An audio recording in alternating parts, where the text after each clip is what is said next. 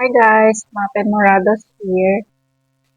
Ang topic ngayon ay usapang price war sa laundry business. Since madami ng laundry shop, parang siyang sari-sari store, hindi may iwasan na magkaroon ng price war dyan, pababaan ng presyo. So, pagka sinabayan mo yung price war na yan, malulugi ka dyan. Kasi, iba, depende kasi yan.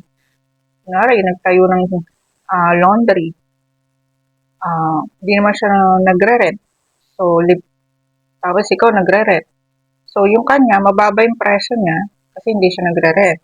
Bawas yung rent sa expenses niya. Eh, ikaw, nagre-rent ka, ang mahal pa ng renta mo, tapos sasabayan mo yung price niya, so malulugi ka, ikaw yung matatalo. So, dapat, ang gawin mo, since mataas yung yung rent mo, sa ganito gawin mo, since mataas yung presyo mo. 'Di ba? May mga masiselang customer na gusto nila yung damit nila malinis talaga.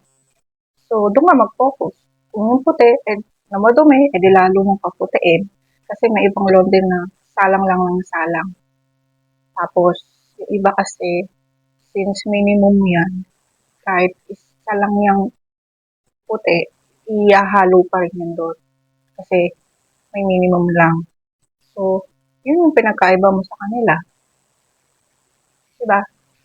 Kaya tiwala ka lang dapat sa kakayahan mo kung paano mo i-improve yung business mo. At huwag kang sasabay sa price war na yan. Kasi yun yung ikalulugi mo.